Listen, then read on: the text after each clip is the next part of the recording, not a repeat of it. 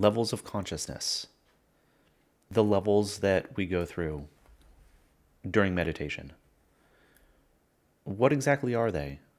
And how do we get from one level to another? And what are the different models of what levels exist based on what spiritual tradition we're using? So what do we do during meditation? What happens when we close our eyes and focus? What do we see? Where are we? Well, nowhere in particular, of course. We have a jumble of thoughts and feelings, random ideas, things to do during the day, memories from the past triggered by whatever. Maybe some physical sensations, stiffness or looseness, heat or cold, anything really. It's not particularly interesting. Everyone knows what this state of consciousness is like, and no one really enjoys it. So, of course, the idea is to transform this to something else. Let's call this level 1 or level 0. There is nothing particularly interesting here. We go through our lives this way. Our minds are constantly busy. We want something different to happen. So what would level 1 be? I think we all have an idea of what this should be. What comes next? Well, obviously, I guess you might think, fewer of these annoying, random, crazy thoughts. They would still be there. I don't think anyone really expects to completely eliminate these random thoughts instantly. But we also have a sense that if we're sitting down and meditating, then something should happen. The thoughts should slowly disappear, and focus should start. Something else happening.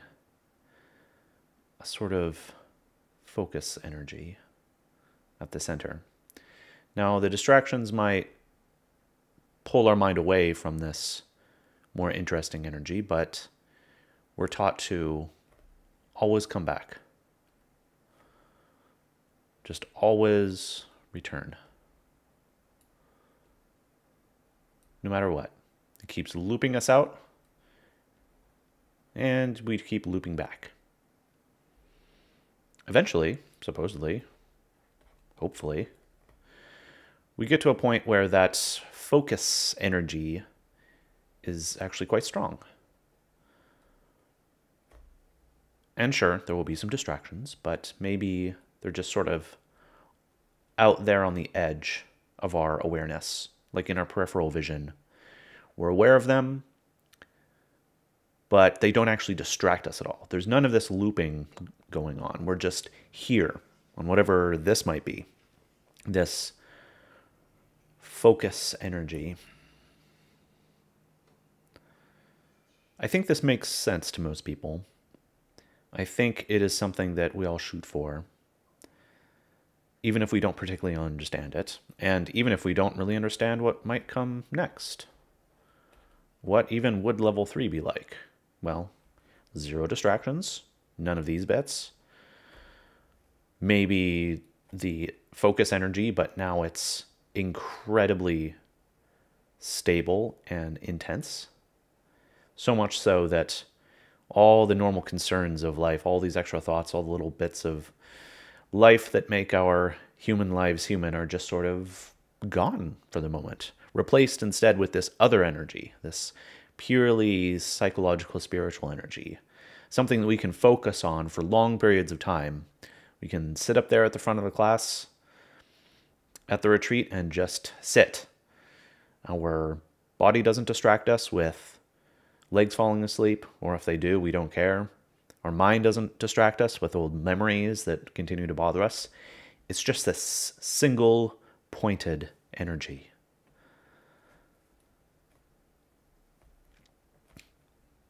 That's what we're taught to shoot for.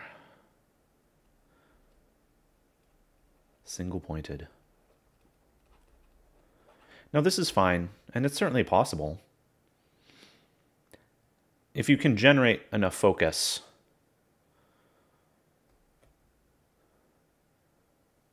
then you can go from level 0 to 3. You are somewhere in between, depending on how much energy you can generate.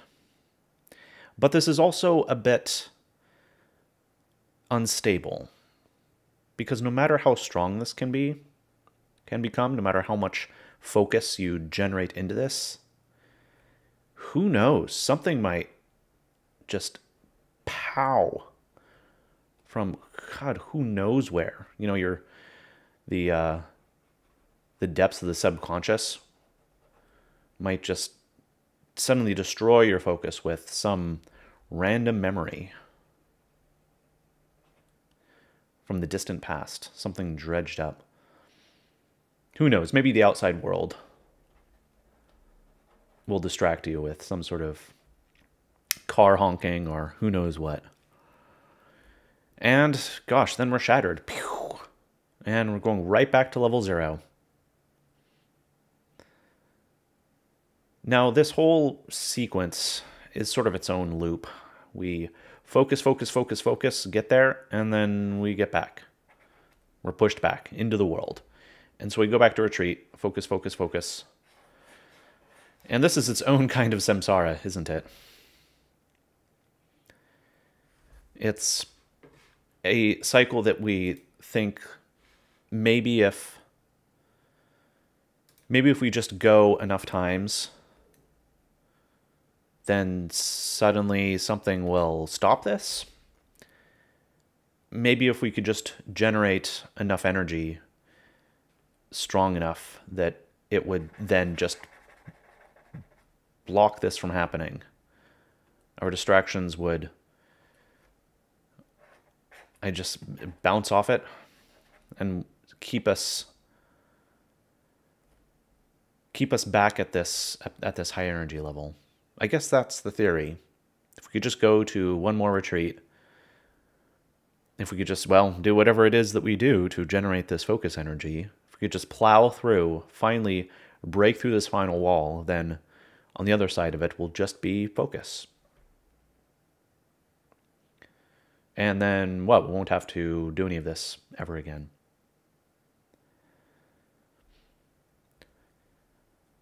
So that's the usual model.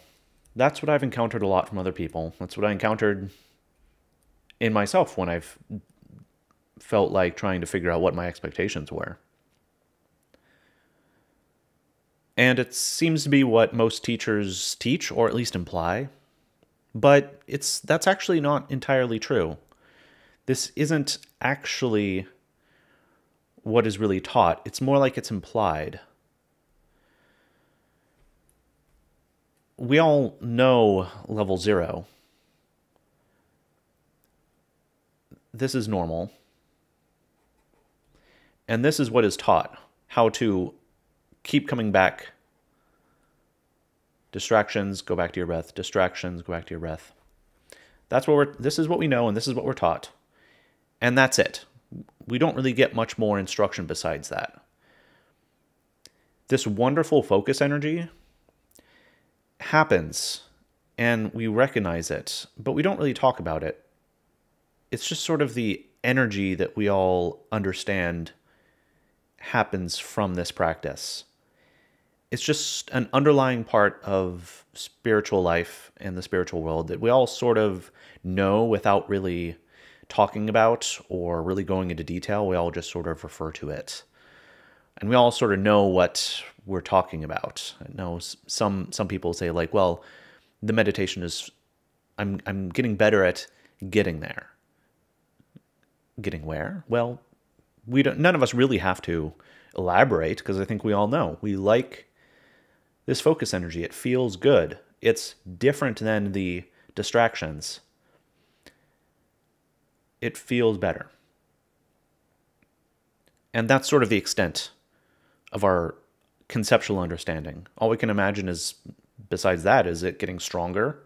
maybe so strong to the point that we can achieve what all those famous yogis are written to have achieved, where you can just wander off into the meditation land and so much that it seems like you're asleep or dead.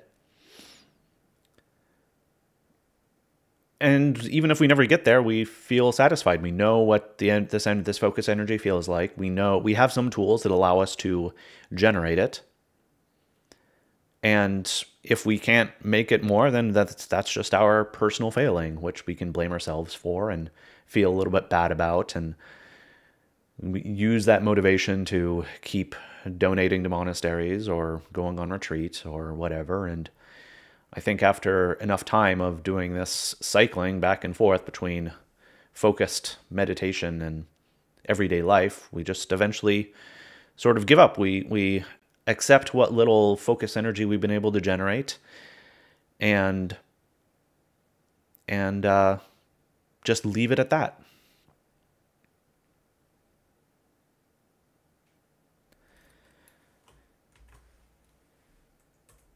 So what if there was a different way to go about this?